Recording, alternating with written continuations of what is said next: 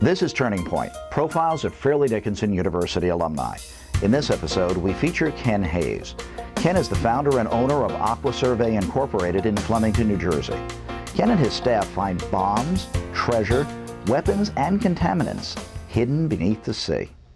And sometimes we're brought in because we have a real specialty in sediments, and we have some of the best sediment sampling equipment in the world, and we can go to remote places. We were brought on board by the Smithsonian to go over to Alexandria, Egypt, to take some sediment cores to find out what happened 1,500, 2,000 years ago for the whole coastline to subside, including things that disappeared. Was Cleopatra's Palace.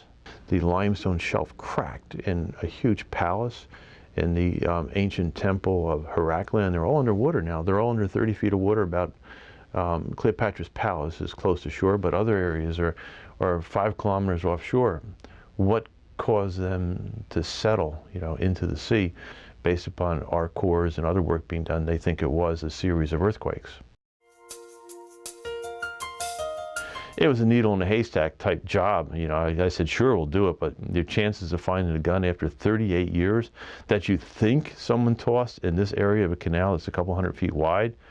So we went out there with clumps of rocks, and we were sitting and say, this is about the weight of a handgun. How far can you throw it? We set up a survey area based upon about 25 feet past where we could throw it, because we figured a guy all hopped up on adrenaline after just killing 6 members of his family, he may have really, motivated ability to chuck that gun pretty far.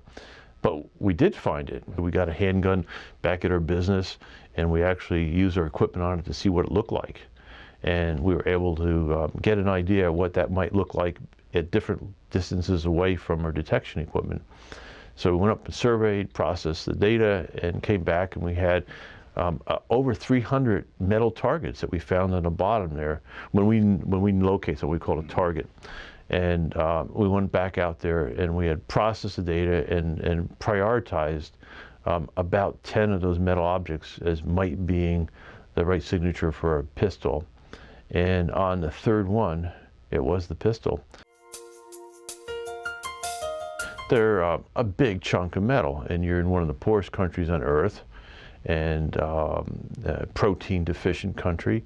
And for adults, the way you die with bombs these days is trying to scrap the metal for salvage. I originally had these big dreams of gold mine, communist country, make a whole bunch of money, sell them a whole bunch of things that they need. They'll do the job for them. And when I get over there, I realized that probably I was going to be volunteering my time because I liked the people. Although Americans had dropped the bombs like 40 years ago or longer than that, they were living in the day. I mean, it's their, I guess, Buddhist philosophy. And I was there to help, and they were there to help me help them.